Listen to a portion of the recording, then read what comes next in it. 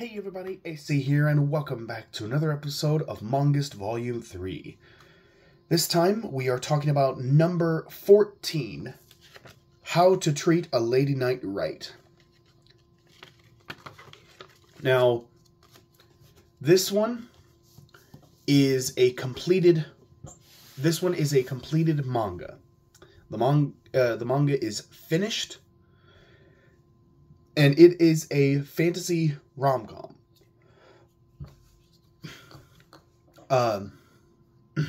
It is a fantasy rom-com. The main character is in love with a lady knight, and she's known as the strongest knight in the king. She's known as the strongest knight in the kingdom. She's got lots of muscle. She's got lots of muscles on her arms, her legs. She's got a six pack. She's got a scar going down one side of her face. So she always has one of her eyes closed because she just, she can't open it anymore. And she saved him years ago, and he fell in love with her, and so he confesses to her. And she's freaked out because no guy has ever confessed to her before. She thought it would be impossible for anyone to fall in love with her.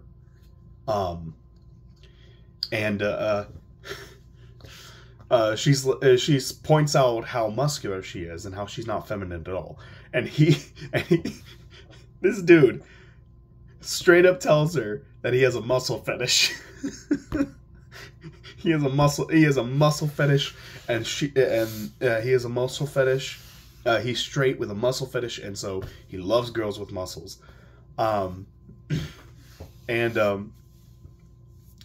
He continues to pursue her. He continues to pursue her and tell her she's beautiful, tell her how much he loves her, and he ends up forming a party with her. And by party, I mean he mostly just kind of like carries the loot back. Like when she goes hunting, he's the one who carries all the stuff back. So he becomes her carrier, and the two of them end up spending a lot more time together. And as they spend time together, she slowly starts to develop feelings for him, and it's showing. The whole series just kind of shows their romance, and it shows the trials and tribulations that come from their romance, whether it be from rivals of her that want to have what she has, or other girls that like or other girls that just like the main character, or just the lady knight herself wondering if she's good enough for him, or wondering if the kingdom would even allow her to have a boyfriend. The obstacle standing in their way more often than not ends up being her. She more often than not ends up being the biggest obstacle that keeps them from being together, because despite how strong she is, she has no confidence when it comes to herself as a woman. She has every confidence as her capabilities as a warrior, but she has no confidence in herself as a woman. And so she just has a very difficult time wrapping her head around the idea of her living a normal life. She thinks that it's not something that's in the cards for her. And so that's kind of the biggest obstacle they have to overcome. And the series is over. The series concluded. It's not a super long series. It only ran for 7 volumes. It only ran for 7 volumes. So it's not super long.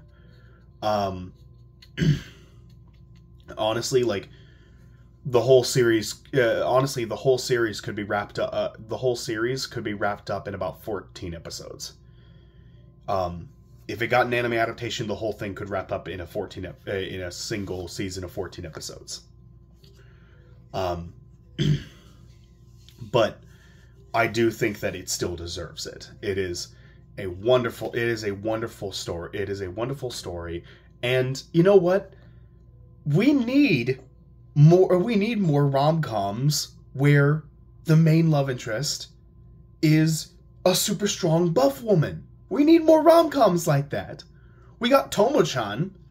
We got Tomo-chan last year in 2023. She was a buff tomboy girl. She was a buff tomboy girlfriend, and she's awesome. I love Tomo-chan as a girl. If I had made this, by the way, if I had made this 2 years ago, you can bet that Tomo-chan would be at the very top of the list.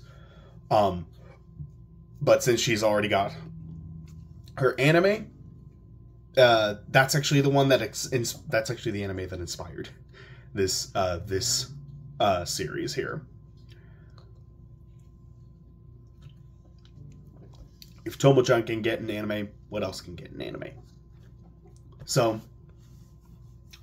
but yeah, we need more rom-coms where the main love interest is a buff anime woman. We need more rom-coms like that. I love strong women. I love strong women. I love strong women. I love weak women. I love slim women. I love curvy women. I love women. I love women. Regardless of what shape or size they end up coming in, I love women.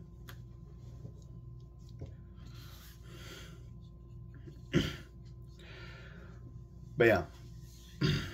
Anyway, so this series is a really good rom-com. I really enjoy it. To be honest, I do think that this.